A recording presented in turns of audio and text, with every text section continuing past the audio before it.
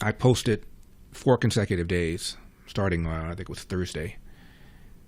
This guy is talking to a woman in a restaurant. I made the cartoon with AI. Breakfast. Sun up in the background. She says to him, name one thing Trump has done to make America greater, make America better. He's got a 45, 47 hat on, a Trump t-shirt on. He's got a big smile, and he's talking to her. He says, well, incomes outpacing inflation. Gas prices before the Iran war hit a 5-year low. Closed the southern border in 1 month. Stock market hitting record highs. Nearly 60% of Americans are invested in the stock market, either directly or indirectly. Forced Hamas to agree to disarm in Gaza. The next cartoon says brunch. The weather changed a little bit. He's still talking. The Abraham Accords got NATO to pay us the cost of our military assistance to Ukraine. Negotiated the release of the hostages in Gaza and the release of the remains of those killed in Gaza, killed by Hamas.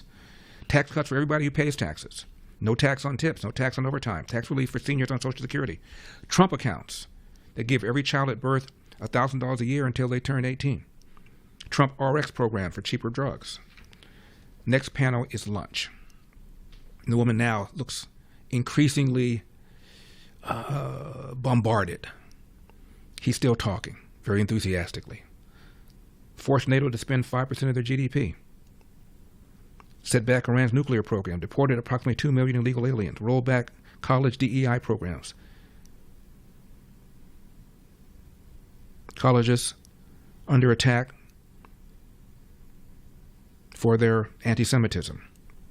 Exposed the media for bias against conservatives. Doge produced $200 billion in savings. Got commitments for trillions of dollars in foreign investment.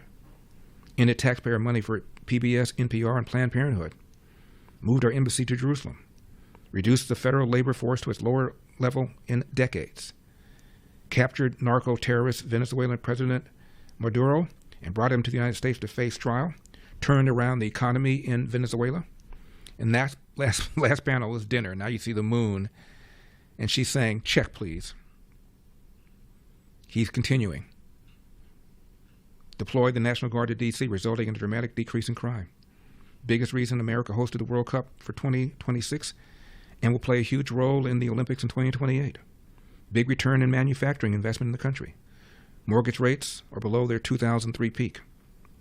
The amount of fentanyl coming into this country has declined. Military recruitment has rebounded.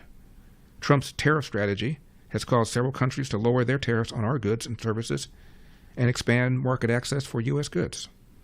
Most accessible president to the media in history. And then the waiter is leaning over and talking to the guy, whispering to him. Exposed healthcare fraud in states like Minnesota and California. Appointed 3 constitutionalists to the Supreme Court. Built or replaced hundreds of miles of barrier on the southern border and continues to expand where practical. I don't know how many of these things are, and I'm sure there are many that I didn't even think of. But his popularity, according to most polls, near record low. Joseph Haddad is an Arab-Israeli journalist. He was speaking to Dr. Phil, number 44. Since October 7, I personally don't differentiate between Hamas and what's so-called Palestinians. Because actually there is no Palestinians. There are tribes. There is the tribe of Hamas, and there is the tribe of the Islamic Jihad, and there is the tribe of Khalil, and there is the tribe of Nablus. And each one has different interests, and all of them are conflicted. If they did not have Israel as the common enemy, they would kill each other. This is the reality of what's so-called Palestine. You don't know what Palestine is. Actually, in fact, the keffiyeh that you are wearing, this is just a statement to show that you really lack the authenticity to represent the case. And what's so-called the cause, you know, this is a human problem. So you just... The cause must die. I think enough is enough. And now it's proven, and you are helping Hamas to prove it to the world, that Palestine depends on the destruction of the state of Israel. And this is not acceptable, and we are not going to agree to it. And I tell you something, for the next 10 or 20 years, the Palestinian people will pay the bill that Hamas is caused today. and most likely in blood. To you, Hamas and Palestinians are the same. They're one and the same. After October 7, yes, there is no difference. Really? The vast majority of the Palestinian people support Hamas. Really? This is a fact.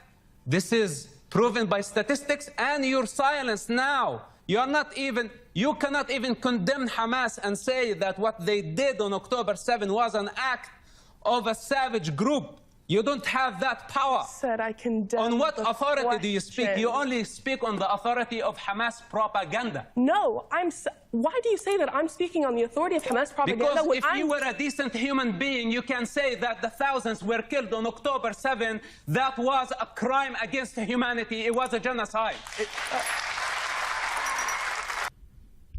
Did I mention he is an Arab Israeli journalist? Said the same thing that the other Arab Israeli said at the Oxford Union.